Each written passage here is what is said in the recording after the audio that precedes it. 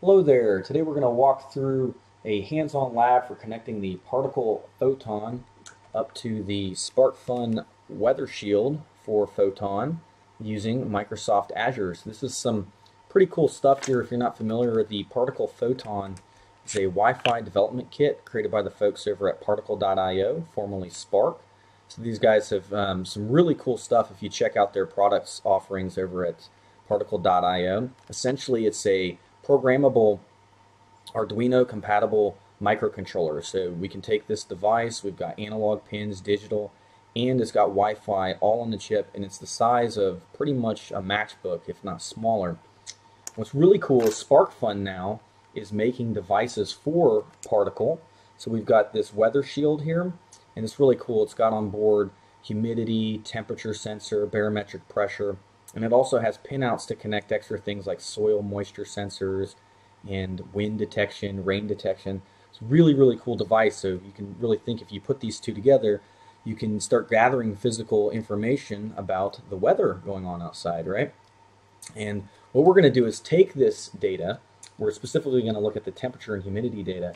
We're going to pipe this up into Microsoft Azure using the Event Hub service piped through something called Particle Webhooks that's offered by Particle.io.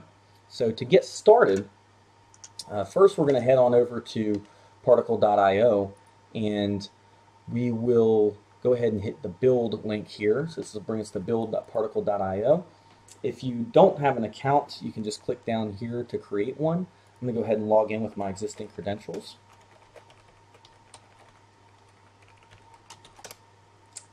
And the first thing we're going to do once we're logged in here is we'll head back, and we've got our account created. So now we have everything we need to get started with installing the Particle command line interface tool. So this is a Node package, so it actually runs using Node.js. So we're going to need to install a few things to get this started. We'll go ahead and install the latest Node.js from nodejs.org. And we also require the latest version of Python 2.x, which is currently 2.7.10. Let's go ahead and install that. And we'll need the 2013 Microsoft Build Tools. And so we can get those here from the Microsoft Download Center. And once we've got all of those coming down the pipe and we get them all set up and installed, we're ready to rock and roll. So I've already got these on the machine, so I'm not going to walk through the boring step of clicking next on the installers. We'll just go ahead and launch up a command prompt. And what's really cool is after you've installed Node, it automatically adds itself to your path. You can test this by typing Node in any command window, and you should get this caret. And this is actually an interactive Node interpreter, so I'm going to go ahead and hit Control-C twice to exit that. So we know Node is installed. And we're going to then call this npm install command, which is a package manager for Node. So this actually grabs things from an online repository. The /g or -g will install it globally. We're looking for a package called Particle CLI, and we're telling it what our Microsoft Visual Studio Build Tools version is. So remember, we installed 2013, so we'll just wait for that to successfully complete. And with that, we should now have the Particle CLI installed on our machine. So the first thing we're going to want to do is configure this to use the account that we have associated with Particle.io.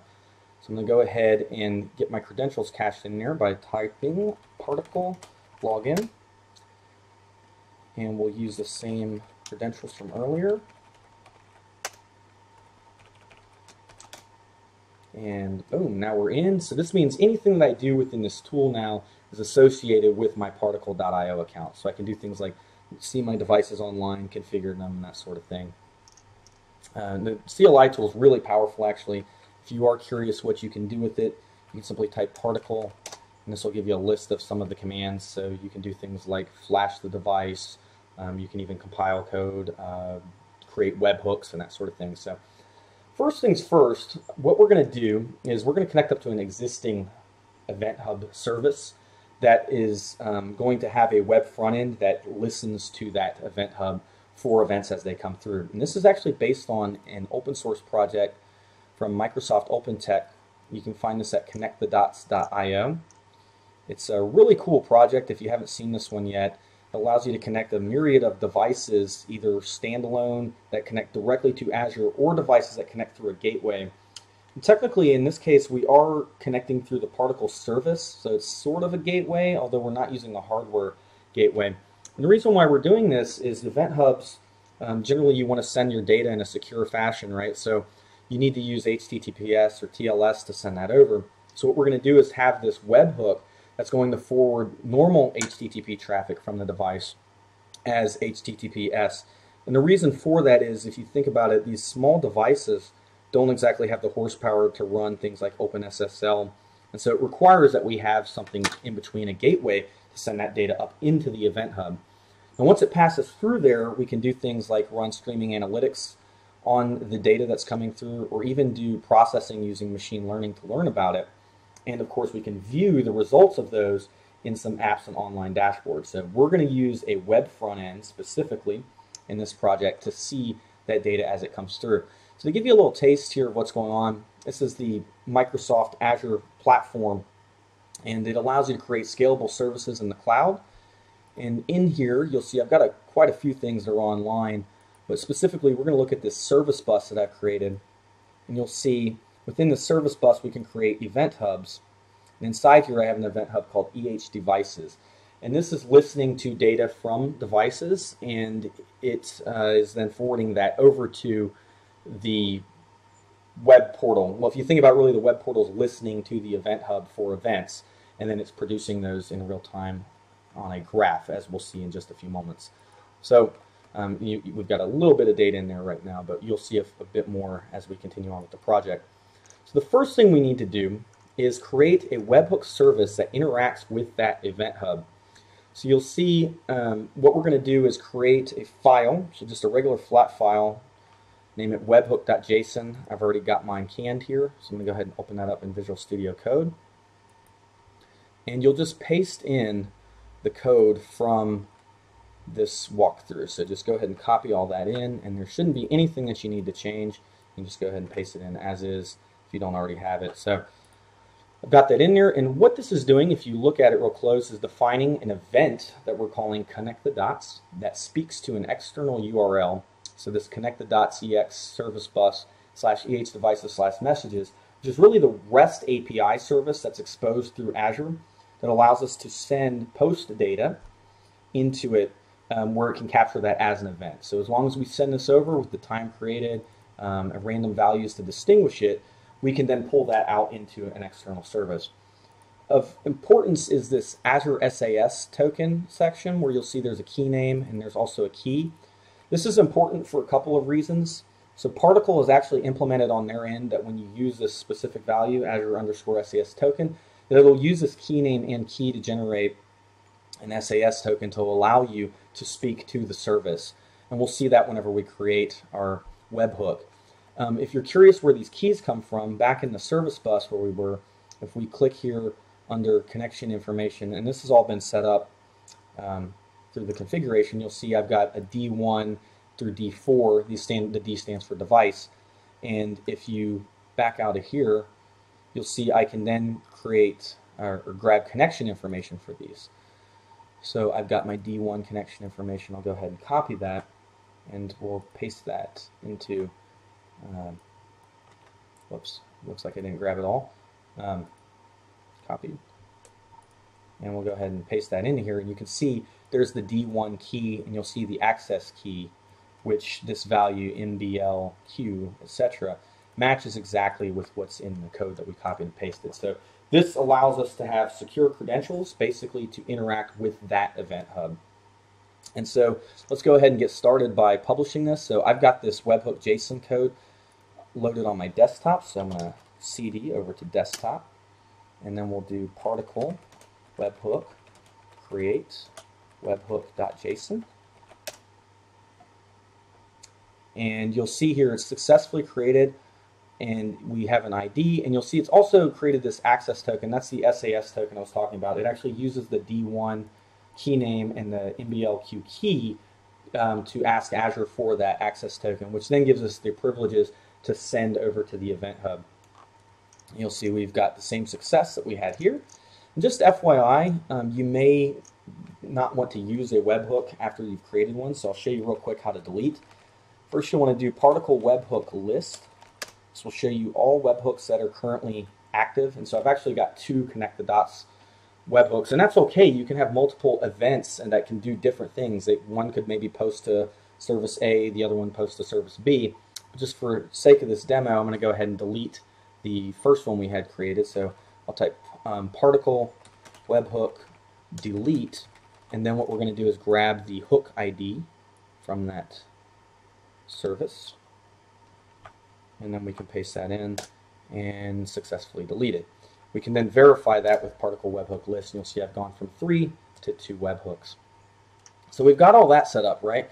Now we want to get to the really fun part, assembling the hardware. And thankfully, due to the way that SparkFun has designed this, it's not too difficult. We actually can take the particle photon and just press it right into the socket and make sure that everything's lined up. If you look really, really close, you can see the pins match. It'll say D0 here and D0 on the board itself. So make sure you have the orientation correct, or you could fry the board, or even worse, fry your particle photon, and you should have something set up that looks like the image or what I've got here. So once we have that, we're going to go ahead and get this guy configured. So I will go ahead and plug up USB cable into this device,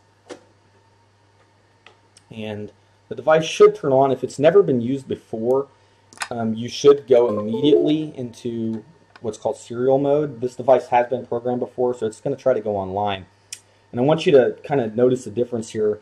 When it's online, you get a light blue, a cyan color. What I'm going to do is hold this button here, setup button on the left. I'll just go ahead and hold that for a little while until this turns dark blue. And what that means is that it's now in serial mode, so it's actually listening as a serial device at this point.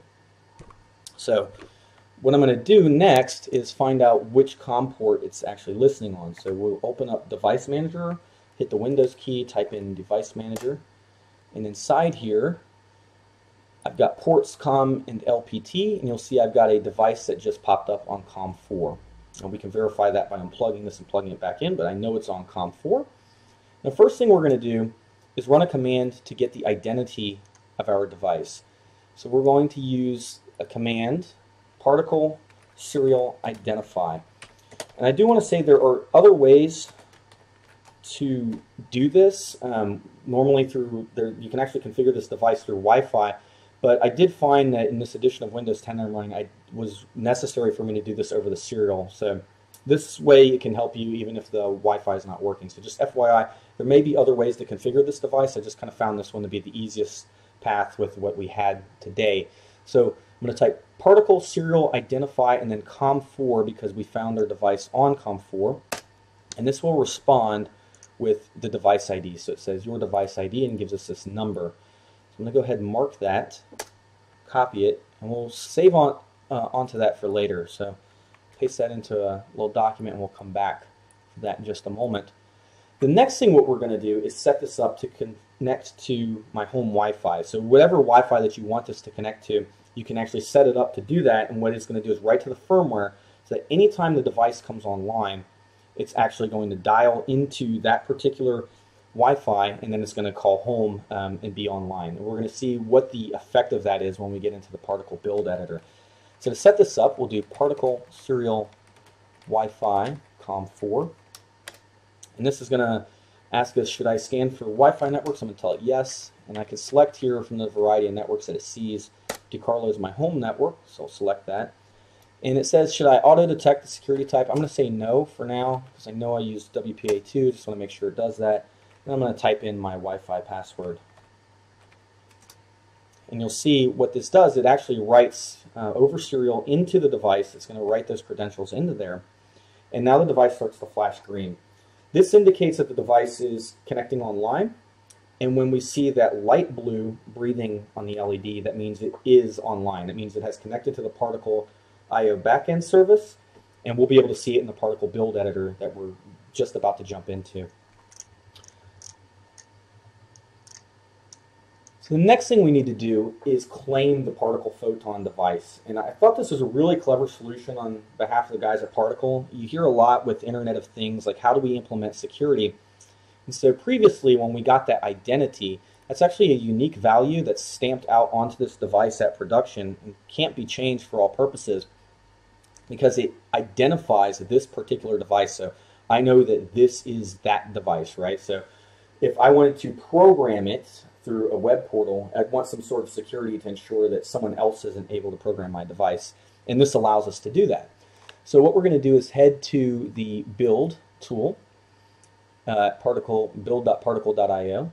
And down here, there's a little bullseye section that says devices. We'll go ahead and open that. And hit add new device. And it's going to ask for the device ID. So we'll go ahead and claim that identity that we grabbed before, paste that into the window, and hit claim a device. And now we can name it. So I'm going to go ahead and name this guy particle, weather shield. I'll just name that particle weather shield 2, since I've already got one with that name. And you'll see that I can then select this device as the device that I want to be the active device for flashing. So hitting this little star over here makes that the device that when I send code over, it's going to go to that particular device. So the next step, now that we've got our device claimed, means we can program it. So what I'm going to go ahead and do is create a new program inside here. So we can hit the code over on the left. And first thing I'm going to do, I'm just going to remove the existing one. So you've got this remove and create app, right?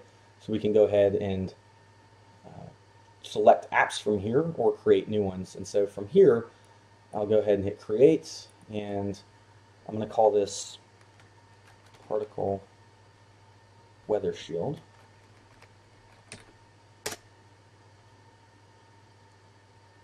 And this creates a new app. And you'll notice that what it's created is very similar to the paradigm you'll see with Arduino. We've got a setup and a loop, and that's because it's essentially the same thing. So with the setup pattern, generally you have things where you need to set them up one time. For example, initialize your sensors, or maybe you need to grab a key from somewhere. And then we have the loop, which runs indefinitely. So this is basically the worker process that runs on the device. And it's very basic, but that's just how this works. So the first thing we're going to do is when we look at the SparkFun Photon Weather Shield information, we see that it has a feature for the HTU21D sensor. And interestingly enough, there is a library that's already available in the particle build that can allow us to interact with that sensor. So what we're going to do is head here into the particle build and hit the ribbon looking section here that says libraries. We'll just start typing HTU, and you'll see there it is, and go ahead and click it. And this is going to show us the library. We are presented the source code, so we get the CPP, the .h file, and then I've also got this INO, which is pretty much some example code. Most of the libraries follow this pattern, so if you're curious on how they work, or if you want to know how to use the example, it's usually in the INO. And then if you want to view the source to really understand what's going on, or perhaps you want to copy it out and modify it, you can view that here as well. So then I'm going to click the Include an App button, and we'll select the Particle Weather Shield. And I'll go ahead and add this to that app. And you'll know you're successful because it should write up at the top, this include statement was automatically added by the Spark IDE. And so then we have the #include HTU21D/HTU21D.h line. That means that it has built that appropriate binary into the firmware that it's going to send down to the device when we program it. So from here, we've successfully included the library. We're now going to add our own code. So I'll go ahead and copy this code from step 4. And we're going to actually overwrite everything. Just paste this over. And real quick walkthrough of what's going on here. I've got the HTU sensor that I'm initializing. Then I've got these variables that we'll actually use to send data into the web portal. So this is going to identify our device. So if you've looked in here already, you may have noticed there's Paul's hot tub and the temperature average. So we're going to go ahead and give this a name so that we can identify that particular device as its information comes through. So we'll call it Particle Photon plus Weather Shield. And I'm going to give it my location, Houston, Texas. that's really all I need to change here. Everything else remains the same, but just to walk you through the code, you see we start the serial. So if we actually had a serial USB cable plugged in, we could listen to the device and determine whether the HTU21D is found or not. And we're also setting it up, so we're making sure that it is there. Then we enter the loop once we know we have that, so we can begin reading temperature. And we begin reading that in Celsius, which we convert to Fahrenheit. Then we also read the humidity, and we create one payload for each of those readings. So one for the Fahrenheit and one for the humidity. And these are JSON payloads. And you may be wondering why some of these numbers are being used. So the payload maximum size is 255 bytes, so we are creating a max size payload there. And you'll see that I'm sending this JSON over, and you can look at how this maps to the webhook that we created, where we've got subject maps to something called S, and I've got a variable in this JSON payload called S. The reason we're using these single variable or single letter variable names is that we don't want to exceed that payload size. Remember, 255 is not that much, so we want to kind of make this payload as small as we possibly can. So we're shrinking it down, but you can see webhooks allow us to do mapping that can connect us over there. And again, it might be easier to see this in Visual Studio Code. And this creates a JSON payload that we then feed with the Fahrenheit and humidity values. And these are sent up to the Spark webhook service using the Spark publish command. So this calls spark.publish, the name of the event, and then the resulting payload. You'll see this event matches the event name that we gave our webhook. So once we've got that all taken care of, we can verify that the code compiles by hitting the check mark over here in the upper left. Good news, it says code verified, great work. And once we've got that, we can then hit the lightning icon to flash the code to the device. So you'll probably want to check this out on the camera. Once I hit the flash button icon, it's going to make my device flash magenta, which means that it's received the code. It's now writing it and rebooting. You'll see the green light turns on, which means the device is coming back online. And from here, it's going to be online, and it's actually going to be sending that data over.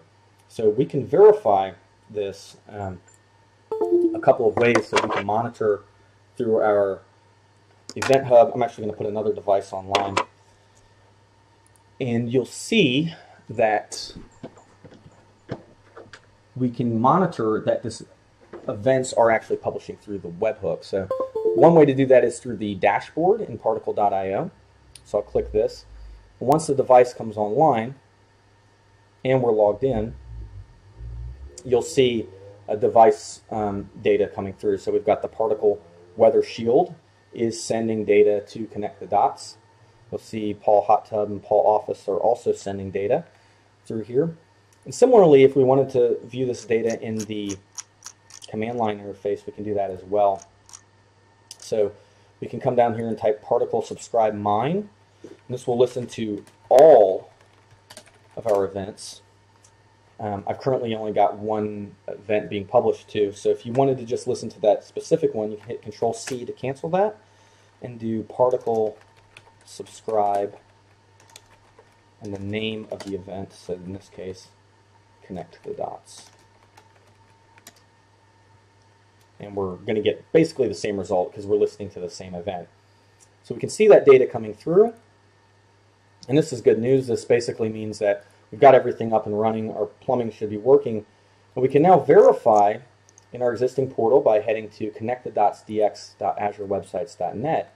We should see these devices online and their data publishing into the portal. So remember, I've got a variety of devices here, so there may be a little bit more busyness depending on when you connect into the service, if other people are connected to it or not. You'll see there's the particle photon plus weather shield popping up on the left for both the humidity graph and the temperature graph. And we should see that data come in any moment now as soon as the WebSocket begins receiving that data. So here we have the photon weather shield in blue in the top graph for humidity and in green on the bottom graph for temperature. And so what's really cool, if you watch this after a while, this temperature average about every 10 seconds, this orange line is going to be calculated to draw the average of all these devices, the hot tub and the bedroom. And we can really quickly look at how that works. Over in the Azure portal, I can head into my streaming analytics services, and you'll see I've got a service called Connect the Dots Aggregates. When we click in here, you'll see that this takes inputs from something called Devices Input that is listening off of that EHDevices event hub that we showed earlier. And it essentially runs a SQL-like query syntax against the JSON payload, basically grabbing every 10 seconds using this tumble window. It averages all of the values that are coming through there from all of the devices. So you'll see here it grabs the max and it grabs the average, and it then outputs that into the event hub. And so we've got this web portal that's sitting there listening to those event hubs, and as a result it gives us this aggregate result. And so we can operate on this data in real time. So it's really cool stuff. So long as you've got devices appropriately sending data, you can always come back in here, refresh, and see that streaming analytics service query executing in real time. So we'll wait a moment here for that to run again. So see, here's all my devices. It's starting to grab that data since it's listening to the event hub. There goes the particle photon weather shield is chimed in. Temperature average has been computed even though we don't yet have much data. There's the particle photon weather shield, and you'll see there's the hot tub, and we should see this line should start to draw pretty much right in the middle there, right, since it's computing the average. And there it goes. So you'll see in real time that is being operated on. So it's really cool stuff. If you are curious on creating your own portal, you can follow the instructions for connectthedots.io. My colleague Brett Statham made some really good hands-on labs for those that show you how to create the back-end components. So for example, how to create the event hub, how to create the streaming analytics jobs, and the storage account necessary. So you can follow that link here to create the back-end that's necessary to plug into the sample website, which those instructions are also below. And this website will create the portal that allows you to see this data in real time. So essentially, you can make your own version of this here by following these instructions. So ConnectTheDots.io is a huge project, and there's really a lot of things to go on into, so I don't have time to cover that here, but you can, if you have this hardware connected, you can go ahead and get a taste of what it's like to use Azure and Event Hubs, streaming analytics services, storage, and all that sort of thing to get your IoT devices connected up into the cloud. So I hope you guys learned something really cool and interesting from this. It was a real pleasure and fun putting this together. What I'd really like to see is some other ideas. So I know that this weather shield has all these sockets here for things like soil moisture, as well as we can do rain and wind detection. It'd be really cool to build something maybe like a sprinkler system that can go to web services and determine the temperature for the day and appropriately water your plants, you know, when needed. So basically having like a smart system. I don't know. There's all kinds of cool stuff you could do with this. Maybe connect it up to a point of sale system if you're selling something that is contingent on temperature, for example, snow cones or something like that, or ice cream. We could get some really cool data out of that. So if any of you guys do come up with some cool ideas, feel free to send those over. I am taking requests now for IoT projects, so perhaps we could see that implemented in some way. But until then, thanks for watching and happy hacking.